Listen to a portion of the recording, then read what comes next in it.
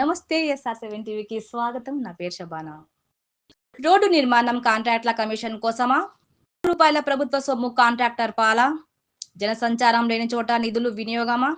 ప్రజాప్రతినిధులకు దాసోహం పడుతున్న యంత్రాంగం, దోచుకున్నోడికి దోచుకున్నంత అన్నట్లుగా ఉన్న శాఖ తీరు, R&B శేఖర్ నిధులు నేలపాలు.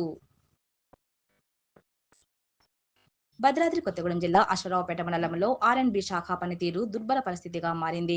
కోట్ల రూపాయల పనులు జరుగుతున్న పనుల పర్యవేక్షణలో ఆయా శాఖలకు సంబంధించిన ఏ ఒక్క అధికారి సైతం కనబడిన దాఖలాలు లేవు.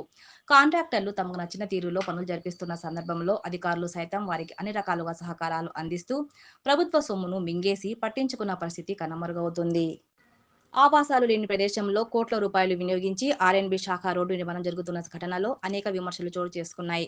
కేవలం కాంట్రాక్ట్ల కోసం లేక ప్రభుత్వ సొమ్ము నేలపాలు కోసమా? దీనికి కాంట్రాక్టర్లు ప్రభుత్వ భూముల్లో భారీ స్థాయి యంత్రాలతో మట్టితో జరిపిస్తున్న అధికారులు సమాచారం ఇచ్చినా పట్టించుకోని పరిస్థితి కనుమరుగైంది. Reporting by SR7 TV news, Bhadradri Kothagudem జిల్లా. స్టాఫ్ రిపోర్టర్ కారం నాగేంద్రబాబు.